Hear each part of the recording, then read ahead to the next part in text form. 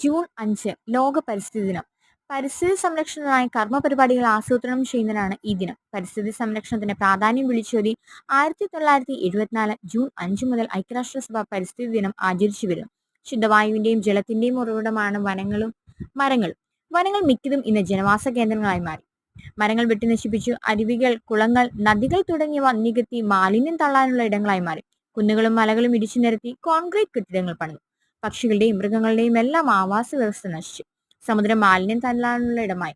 മനുഷ്യന്റെ അനാവശ്യ ഇടപെടലുകൾ പ്രകൃതിയുടെ തനത് സ്വഭാവം നശിപ്പിച്ചുകൊണ്ടിരുന്നു. കാലങ്ങൾ എടുത്തിട്ടാണെങ്കിലും നമുക്ക് പ്രകൃതിയെ തിരിച്ചു പിടിക്കണം, അതിന്റെ സ്വഭാവം തിരികെ കൊണ്ടുവരികയും ചെയ്യണം. അങ്ങനെയുള്ള ലക്ഷ്യത്തോടെയാണ് ഞങ്ങളുടെ കുഞ്ഞുങ്ങളും ഇതിനായി ഇറങ്ങിയിരിക്കുന്നത്.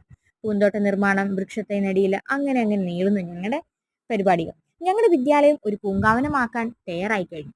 അങ്ങനെ ഇന്നത്തെ ദിവസത്തിന്റെ പ്രത്യേകതയായി പോസ്റ്റർ രചനയും രചനയും ഒക്കെ നടത്തി ഞങ്ങളും ഇതിൽ പങ്കാളികളായി. പ്രകൃതി നമുക്ക് മനോഹരമായ ഒരു പെയിന്റിംഗ് ആണ്, അനന്തമായ മനോഹരിതയുള്ള ഒരു ചിത്രം. എന്റെ വാക്കുകളല്ല കേട്ടോ, ജോൺ റെക്സിന്റെ വാക്കുകളാണ്.